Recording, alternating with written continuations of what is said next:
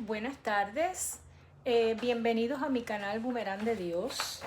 Y antes de comenzar la enseñanza, que el título que le he puesto es La Biblia inspirada por Dios y escrita por hombres, voy a repetirlo: la Biblia inspirada por Dios, escrita por hombres. Vamos a hacer una oración. Padre, gracias por este día de vida. Gracias porque tú produces en nosotros tanto el querer como el hacer.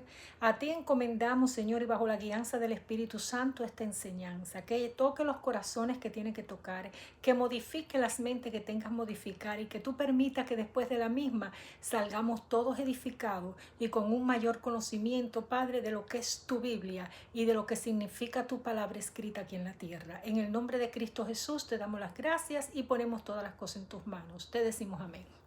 Bueno, mire, vamos a ver que la Biblia es la palabra de Dios en la tierra. La Biblia es inspirada, es una colección de libros y es una guía de fe. Se compone por lo general la Biblia de dos partes: el Antiguo Testamento y el Nuevo Testamento. El Antiguo Testamento nos habla más bien de la creación del universo, de cómo Dios escoge al pueblo de Israel y cómo Dios se le revela al hombre. Ya en el Nuevo Testamento es más acerca de la vida de Jesús y del plan de salvación de Dios para esta humanidad. Entonces, el texto base para esta enseñanza va a ser Segunda de Pedro, capítulo 1, versículo 21. Y voy a proceder a leérselo. Dice: porque nunca la profecía fue traída por voluntad humana, sino que los santos hombres de Dios hablaron siendo inspirados por el Espíritu Santo. Entonces vamos a ver que aquí nos dice la palabra que estos hombres no hablaron por voluntad humana, sino que ellos fueron inspirados por el Espíritu Santo. Y vamos a tratar de desglosar un poquito la palabra inspiración, la cual tiene un origen etimológico del griego que procede de la palabra theoneustos. Esto significa, es una palabra que se compone en dos partes. Theo significa Dios y neusto o neuma significa insuflar, significa aire. Es el mismo origen como de la palabra neumático.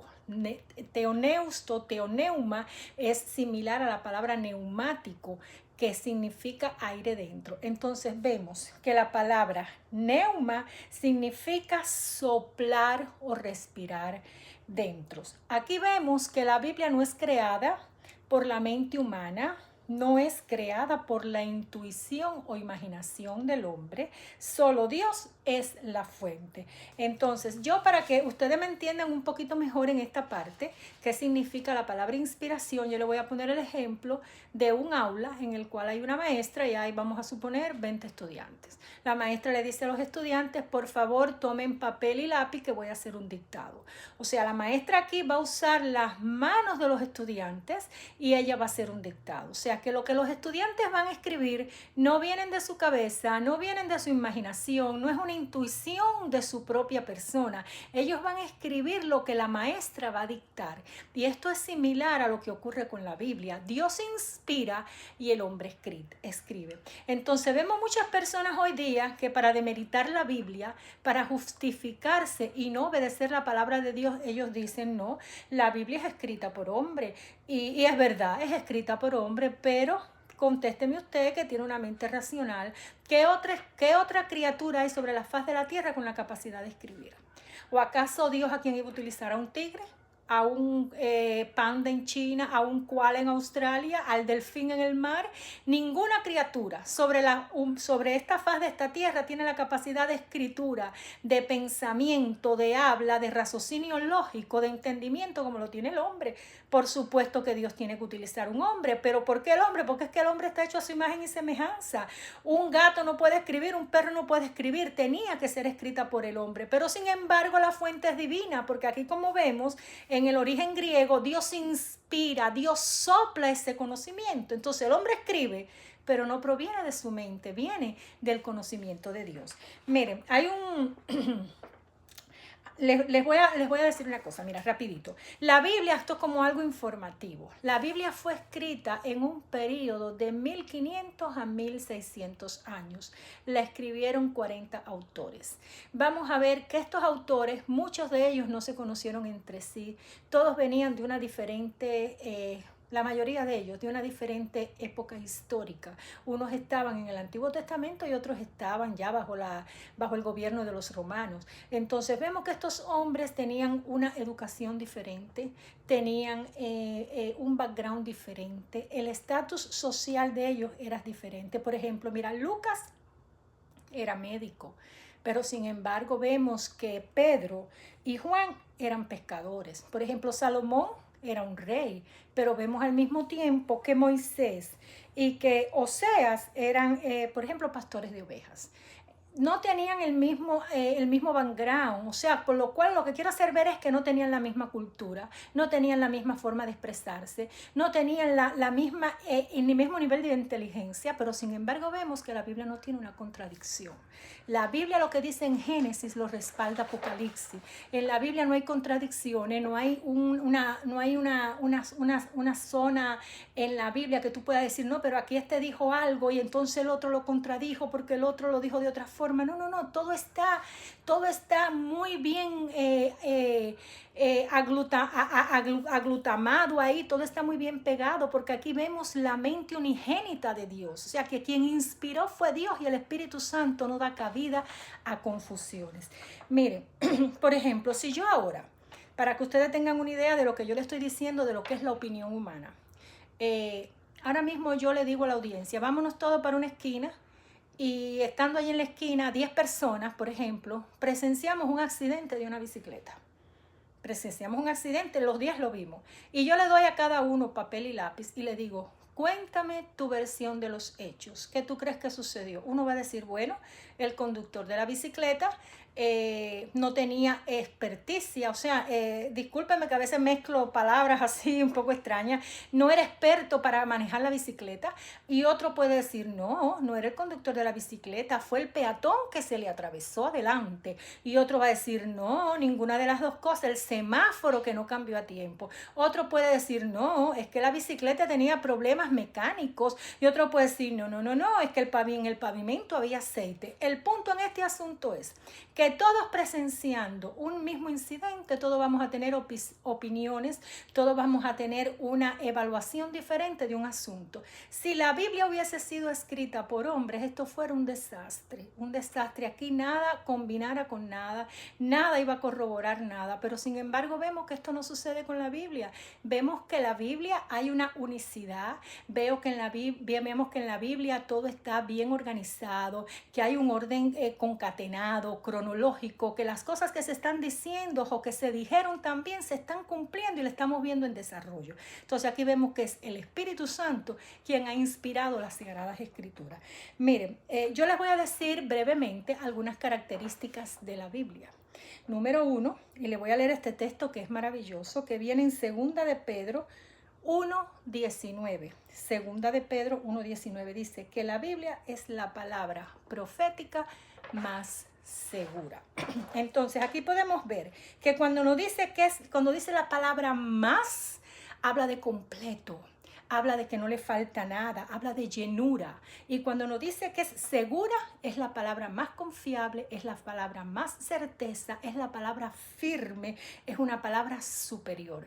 Entonces, a la Biblia no le falta nada. Cuando nosotros vemos que la palabra dice, la Biblia es la palabra profética más segura, hoy vemos muchas personas tratando de inventar falsas doctrinas, tratando de desviar al pueblo de Dios, pero la Biblia está completa. A la Biblia no le falta nada. Mira, yo no digo que Dios no se revele hoy en profecías, que Dios hoy no contacte al hombre, sí lo hace. A lo mejor Dios tiene un plan personal para usted, le dice, mire, vaya a África, a la tribu tal, y usted allí va a predicar. O vaya a tal lugar y haga tal cosa porque esa es mi voluntad. O done a tal ministerio porque es lo que yo quiero que tú hagas. Dios puede utilizar esas cosas, pero con referencia a la Biblia, a lo que es el plan de salvación, a lo que es el destino final de la humanidad, de las almas, todo está completo. Aquí no hay ni que añadir ni que inventar nada, porque ya lo digo, todo está perfectamente completo. Entonces, otra característica de la Biblia es que la Biblia es un alimento. La Biblia es la palabra de Dios y es el alimento espiritual. Miren lo que dice el libro de Mateo 4:4. No solo de pan vivirá el hombre, sino de toda palabra que sale de la boca de Dios. Aquí vemos que según el cuerpo necesita un alimento físico, un alimento material, usted necesita frijoles, necesita arroz, necesita carne. Vamos a ver que el espíritu también se alimenta, pero como es una parte inmaterial que no necesita para su funcionamiento un alimento físico, el alimento del espíritu es la palabra de Dios, porque ese espíritu es dado por Dios y ese espíritu necesita estar conectado a la fuente, y es a través de la palabra que nosotros alimentamos y fortalecemos el espíritu. Vamos a ver también referente a esto de que es un alimento espiritual. Jesús dijo en Juan 6, del 33 al 35, yo soy el pan de vida, y el que a mí viene nunca tendrá hambre, y el que en mí cree no tendrá sed jamás, porque el pan de Dios es aquel que descendió del cielo y da vida al mundo. Qué precioso. Jesús es el alimento, los caminos de Dios es el alimento, es el pan de vida, la palabra de Dios. Entonces vemos que en Juan 1:14 hay otro verso que dice, y aquel verbo, hablando de Jesús, fue hecho carne y habitó entre nosotros. O sea, Jesús es el pan de vida. Y entonces ese alimento es la palabra de Dios. Y la palabra de Dios tiene dos niveles, para ir rapidito en este asunto. Está lo que es la leche espiritual y está la vianda sólida. La leche espiritual es cuando una persona es recién convertida, o una persona que no se dedica a estudiar la palabra, que está todavía en los rudimentos de la palabra. Leche espiritual significa que está en las nociones básicas de la salvación, significa que está en el esbozo, o sea, el comienzo de las cosas, está todavía en lo que es el principio, es un recién convertido y está todavía en las enseñanzas básicas, en los rudimentos, lo general, en lo que todavía no ha alcanzado profundidad, en lo superficial. Entonces esta es la leche espiritual. Y también la palabra nos habla de que es vianda sólida. Vianda sólida es ya para aquellas personas que han alcanzado cierta madurez espiritual y que por el uso constante de la palabra, ellos tienen sus sentidos ejercitados en el uso del bien y del mal. La vianda sólida es una doctrina ya más sólida, son enseñanzas profundas, son cosas quizás un poco difíciles de entender, pero que bueno, todo esto en un proceso evolutivo, el cristiano va logrando niveles y va avanzando y se va perfeccionando y haciendo más experto en el uso de la palabra. Miren, la palabra de Dios ha sido muy abusada. La palabra de Dios incluso ha sido violentada, porque el maligno conoce la palabra, el reino de las tinieblas conocen las palabras. Entonces ellos utilizan hombres indignos para como que adulterar la palabra de Dios. Le quitan cosas, le añaden cosas. Donde dice digo, ponen Diego. Donde dicen Pedro, ponen Juan. Y entonces están cambiando a su antojo y manipulando las escrituras.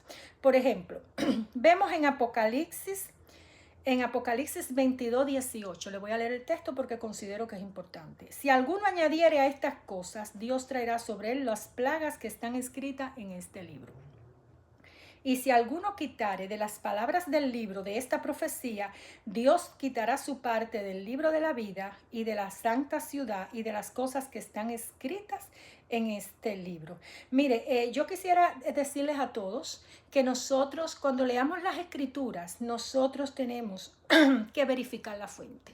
O sea, no es cuando leamos las escrituras, cuando escuchemos una enseñanza, déjenme expresarme mejor. Cuando usted escuche una enseñanza, usted verifique, vaya a su Biblia, tómese un tiempo si estas cosas que están diciendo son así.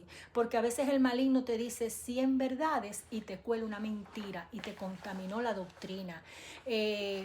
Y estas cosas están sucediendo, se le están añadiendo cosas a la escritura que Dios no ha dicho, se le están quitando cosas importantes que Dios sí dijo, y hay cosas que se están moldeando, transformando, y esto todo es un plan diabólico. Entonces nosotros tenemos que, cuando escuchemos una enseñanza, verificar la fuente. Vamos a ver aquí. Hay un texto muy bonito que viene, que todo esto ya sucedía desde el antiguo, desde los tiempos antiguos, que viene en Hechos 17 del 10 al 12. Dice, los cristianos de Berea eran más nobles que los que estaban en Tesalónica, pues recibieron la palabra con toda solicitud, escudriñando cada día las escrituras para ver si estas cosas eran así. O sea, ¿A quiénes escuchaban estos cristianos? Ellos no escuchaban a cualquier persona, ellos escuchaban a Pablo. Pablo era un apóstol, Pablo era una persona que hacía milagros, que hacía prodigios. Y sin embargo, lo que Pablo decía, ellos iban a las escrituras y lo confrontaban, cuestionaban, vamos a ver si lo que este hombre está diciendo es verdaderamente lo que está escrito. Entonces, por eso ellos alcanzaron un nivel de nobleza sobre los otros cristianos de otros pueblos. Entonces, mira, tenemos que cuidarnos y no estar como el pichón en el nido. El pichón en el nido, ¿qué hace? Abre la boquita y todo lo que le dicen se lo traga y no cuestiona nada, no confronta nada. Nosotros tenemos que salir un poquito de nuestra zona de confort y ser esforzados, diligentes, valientes y escudriñar las escrituras. Por ejemplo, mira, hay doctrinas que son de demonios y esto viene en 1 de Timoteo 4:1. Nosotros estamos advertidos por el Señor en todas partes. Miren, doctrinas de demonios. 1 de Timoteo 4:1. Pero el Espíritu dice claramente que en los postreros tiempos, son los tiempos que estamos viviendo, algunos apostatarán de la fe, escuchando a espíritus engañadores y a doctrinas de demonios. Entonces, hay doctrinas, tenemos que confrontar las cosas con las escrituras. Y yo después, más adelante, quiero tocar alguna de estas doctrinas y una de ellas, para por arribita decirle, es de los cristianos que están judaizando. Cristianos que se están circuncidando, cristianos que los hombres se están cubriendo la cabeza y que están usando talí, y cristianos que esto es terrible. Yo después vamos a tocar algunas doctrinas. El Señor no vino a esto, no vino a traernos esclavitud. Entonces vemos que hay doctrinas de demonio que tenemos que corroborar y leer las escrituras bajo dirección del Espíritu Santo. Cada vez que usted vaya a leer la escritura, pídale al Espíritu Santo, que es el que guía el conocimiento de toda verdad y todo conocimiento. Pídale dirección y usted lea las escrituras y compruebe las cosas. Miren, la palabra de Dios, que es otra de las características de la Biblia, que ya vimos que es el pan de vida, ya vimos que es la palabra más certera y segura. Vamos a ver que la palabra de Dios es viva y eficaz. ¿Dónde viene esto? En Hebreo 4, del 12 al 13. Y voy a leer el texto. Ya casi estamos terminando. Mire. Le voy a leer el texto, dice, porque la palabra de Dios, Hebreos 4 del 12 al 13, porque la palabra de Dios es viva y eficaz, y más cortante que toda espada de doble filo, y penetra hasta partir el alma y el espíritu, las coyunturas y los tuétanos, y discierne los pensamientos y las intenciones del corazón. Y no hay cosa creada que no sea manifiesta en su presencia. Antes bien, todas las cosas están desnudas y abiertas a los ojos de aquel a quien tenemos que dar cuenta. O sea, mira, la palabra de Dios es viva. ¿Por qué es viva? Porque mira, está en constante movimiento. Es un movimiento transformador. El que escucha y obedece la palabra cambia su vida. Es una fuerza dinámica. Proviene de un Dios vivo, no de un Dios creado ni de un texto histórico. Es una palabra viva que tiene poder. Entonces, yo les quiero poner ahora aquí, quiero hacerle un comentario de un testimonio de una hermana en la iglesia acerca de un familiar. La palabra es vida. Esta hermana, quiero que su papá estaba postrado con cáncer en etapa terminal, ya en una cama, sin movimiento.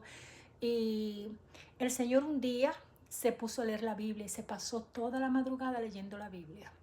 Y al otro día, cuando amaneció, el Señor se levantó de la cama, el Señor pidió comida, el Señor tenía un buen semblante y la familia lo llevaron al médico porque él llevaba semanas sin pararse, ya se estaba esperando ya el desenlace final. Y cuando lo examinaron en el médico, el Señor había sido sanado. Ese es el poder de la palabra de Dios, es una palabra que está viva. Entonces, porque donde llega la luz, las tinieblas retroceden. Y vemos que en un mismo lugar no pueden coexistir luz y tinieblas. Todo ese espíritu de enfermedad, todo eso abandonó el cuerpo de ese señor. ¿Por qué? Porque él leyó una palabra de vida y parece que la leyó con fe. Porque el que tiene fe agrada a Dios y el hombre fue restaurado. Entonces, vemos que la palabra está vida, tiene poder. Y vemos que la palabra es eficaz. ¿Qué es lo que significa que es eficaz? Mira, porque cuando la palabra obra en una persona, produce resultados. Usted ve que el borracho deja de tomar. Usted ve que la prostituta abandona la prostitución. Usted ve que el homosexual se aparta y trata de corregirse. El drogadicto no consume más. Usted ve que el ladrón trata de dejar de robar. Entonces vemos que en la palabra de Dios tiene el poder de transformar, tiene el poder de edificar y guía a las vidas hacia la plenitud de Cristo. Por ejemplo, mira, el hombre cesa y deja de practicar el pecado. Vemos que la palabra de Dios discierne los pensamientos, actúa como una herramienta de revelación. Cuando usted empieza a leer la palabra, usted se empieza como a autoanalizar. El mismo Dios le va revelando su condición interna y usted dice, ay, pero yo tengo que dejar esto, ay, pero yo tengo que mejorar lo otro, ay, pero yo tengo que reconciliarme con el Señor, ay, yo tengo que perdonar, tener compasión. Es como un espejo. Tú te empiezas a ver por dentro y tú empiezas a ver toda la inmundicia, toda la negrura que hay dentro de tu ser y tú empiezas a transformar tu vida porque la palabra te va llevando a ese poder transformador. Entonces vemos que la palabra te muestra tu conciencia. Entonces vemos aquí otra cualidad de la palabra. Otra cualidad de la palabra y creo que es la última que voy a mencionar porque son muchísimas y yo quiero tocar las más importantes para traer una reflexión a la audiencia. Ya de usted queda buscar más texto. Usted puede ir a la Biblia, ponga nada más en Google características de las palabras de Dios y le va a salir un listado y usted puede profundizar en eso. Entonces, por ejemplo, mira, dice que la palabra es más cortante que una espada de doble filo. Aquí lo importante y lo llamativo es que las espadas por lo general tienen un filo, pero esta espada tiene doble filo, o sea que corta para afuera y corta para adentro. Entonces, cuando corta para afuera, la palabra se está siendo usada como un arma de defensa contra el ataque del enemigo, porque cuando es para afuera usted se está defendiendo de los ataques externos y es del enemigo. Entonces, cuando corta para adentro es porque te está confrontando a ti, está confrontando tus pecados y te está dando la convicción de que puede haber una transformación personal al examinar y cambiar tu corazón. Por ejemplo, mira, vemos que Jesús venció a Satanás en la tentación del desierto. ¿Con qué lo venció? ¿Con una flecha? ¿Lo venció que le tiró una piedra? ¿Lo venció con un látigo? ¿Lo venció con una daga, con una lanza? No, lo venció con la palabra de Dios. Y la palabra de Dios es sinónimo de espada. Mira, cuando Satanás le dijo, di esas piedras, Jesús había salido de un ayuno 40 días, tenía hambre, Satanás lo sabe, lo observó y le dijo, di estas piedras que se conviertan en pan. ¿Y qué le dijo Jesús? Escrito está, no solo de pan vivir el hombre, sino de toda palabra que sale de la boca de Jehová. Y Satanás sigue insistiendo, tírate del pináculo del templo, porque escrito está, este es Satanás hablando, porque escrito está que a sus ángeles mandará cerca de ti para que tu pie no tropiece en piedra. Y Jesús le responde para atrás, y escrito está que no tentarás al Señor tu Dios. Entonces, fíjense que es una batalla, ellos no están peleando cuerpo a cuerpo, ellos no están peleando con armas físicas, es una batalla de palabra, es una batalla de ideología. Entonces, Satanás sigue insistiendo y le dice, le enseñó todos los reinos del mundo y toda su gloria y le dijo, todo esto te daré si postrado me adorares. Y Jesús le dijo, escrito está, solo al Señor adorarás y solo a tu Dios honrarás. Entonces Satanás huyó de él y lo dejó tranquilo porque no pudo. Pero el punto es aquí, que es, Satanás decía, y escrito está, y Jesús decía, y escrito está, y escrito está, y escrito está. Y conclusión, que la batalla era de palabra, la batalla era de conocimiento, la batalla era de entendimiento. Entonces te quiero hacer ver que los demonios conocen las escrituras. Los demonios tienen pleno dominio de las escrituras. ¿Cuál es el problema de ellos? Que no la obedecen. Ellos no la obedecen, ellos no la reverencian, pero ellos saben las escrituras. Entonces tiene que tener cuidado, y esto es una alerta que te hago, porque muchas veces tenemos mucho conocimiento, pero no practicamos. Entonces, cuando hay conocimiento, pero tú no vives lo que tú dominas, lo que tú conoces, tú no reverencias la palabra, tú no obedeces la palabra, tú estás al nivel de un demonio, porque tú estás en la parte de creer. Sí, yo creo, yo creo, pero no hago nada, no me esfuerzo. Entonces, así están los demonios en rebeldía, porque ellos saben lo que está escrito, ellos saben lo que se ha dicho, pero a ellos le da lo mismo. Ellos no obedecen, no se esfuerzan, ya ellos están en pecado, están en rebelión. Entonces, que ese no sea tu caso. Entonces, mira, yo quiero hacer aquí un alto. Cuando tú estés tentado, por favor, vence la tentación con la palabra.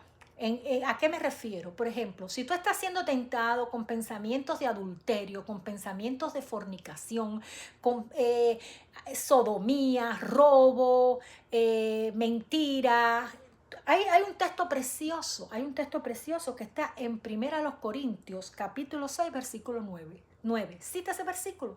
Y el versículo lo que dice es dice que los que practican tales cosas, por ejemplo, el que practica el adulterio, el que practica la fornicación, el que practica la sodomía, los afeminados, no heredarán el reino de Dios. Entonces, atácate a ti mismo con la palabra, cita la palabra. Cuando te venga un pensamiento, por ejemplo, de cualquier cosa indigna, usted cite el verso contrario y diga, cítelo en voz alta, dice, porque escrito está que solo a tu Dios honrará, porque escrito está que a sus ángeles mandará acerca de mí, porque escrito está que mi Dios es escudo alrededor mío, que su nombre es torre fuerte y ahí se refugia el justo. Escrito está que Él está en control de todos mis asuntos y que Él no ha cedido el control del universo a nadie. Escrito está que para el enemigo poderme tocar un cabello tiene que pedirle permiso a Dios.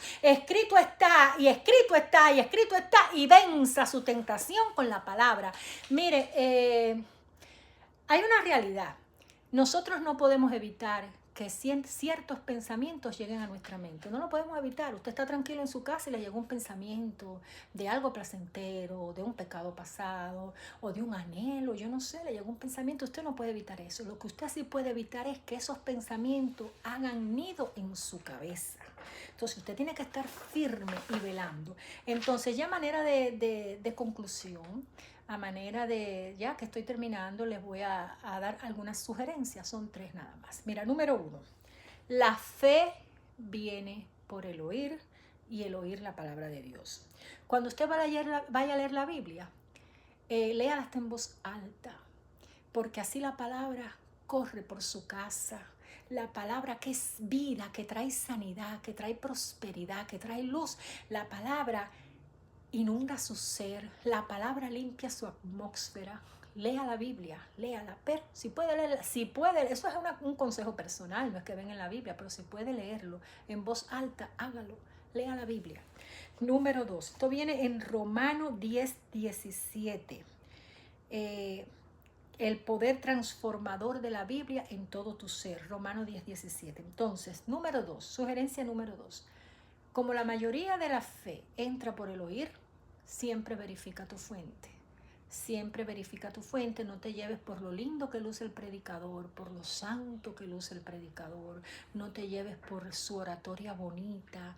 Usted siempre confronte la palabra, porque no puedes dejar tu salvación en manos de terceras personas. Hay un texto en Timoteo que Pablo le está exhortando a Timoteo y le dice, cuídate a ti mismo y de la doctrina, pues haciendo esto te salvarás a ti mismo y a los que te oyeren.